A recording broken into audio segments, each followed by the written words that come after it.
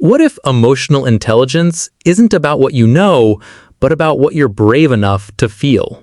Most people think it's measured in facts, books, or polished words.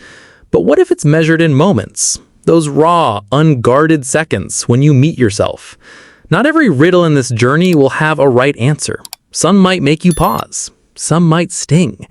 But each one will hold up a mirror you may not have looked into before. And if you stay until the end, you won't just hear riddles, you might hear yourself. Let's begin. You give your time, you give your heart, you give your help, and somehow it's never enough. Why? Because they didn't want the gift. They wanted control. Sometimes people don't reject your help because it's flawed. They reject it because accepting it would mean surrendering the power they hold over you. Emotional intelligence teaches you that not every ungrateful response is about you. Some people feel safe only when there's chaos, and your peace threatens that. The pain isn't in the giving, it's in realizing the gift was never the point. They stopped texting. They pulled away. They never explained why. And still, it lingers in your chest. Why does silence feel heavier than shouting?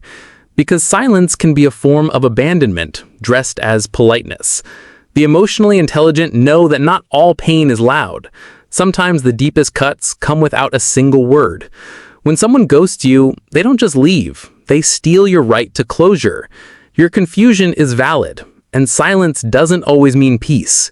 Sometimes it's punishment. You say yes, you smile, you go along with it. But inside, something twists. Why? Because you learned that pleasing others was safer than being honest.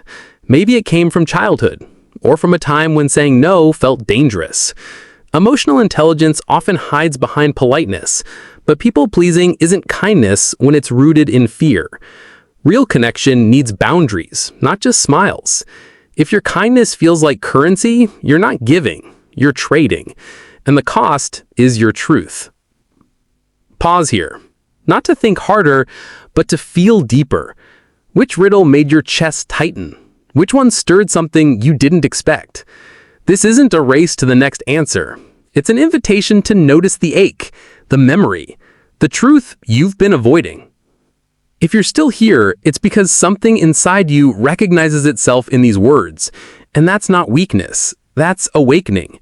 The next ones may not be harder, but they will be sharper. They said sorry. They meant it. But nothing changed. Why does it still feel wrong? Because apology without change is manipulation in costume. A real apology isn't just regret. It's responsibility. It's effort. Emotional intelligence listens less to the words and more to the repair that follows. If sorry is followed by repetition instead of change, it isn't healing. It's a tactic. You are allowed to stop accepting sorries that don't protect you from the same wound again. You give great advice. You help others heal. You're always the strong one. But late at night, you feel lost. Why? Because understanding emotions isn't the same as living them. You've read the books. You've been the listener. You've built a life around helping others find clarity. But when it's your turn, you turn away. Emotional intelligence isn't just knowledge, it's embodiment. It's the choice to give yourself the same compassion you so freely give away. You are not weak for needing it. You are human, and you are overdue for it. You've just met 7 truths, each one dressed as a riddle. Some showed you the walls others built around you. Some revealed the walls you've built yourself. If even one of them felt like it was speaking directly to you, that's not a coincidence. That's a door. And you have a choice, to walk past it and pretend it wasn't there, or to open it and step inside. Carl Jung once said, "Emotion is the chief source of becoming conscious." You don't awaken by avoiding your reflection. You awaken by daring to look. So before you move on to whatever's next, pause. Let the stillness arrive. Notice the words that stayed with you. Not just the ones you heard, but the ones you felt. The line that cracks something open.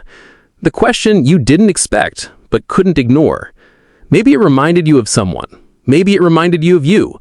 Don't rush past it. Healing doesn't begin when you understand. It begins when you stay. And if something inside you stirred, even for a moment, let it. That silence inside you might not be empty. It might be the place you finally meet yourself, fully.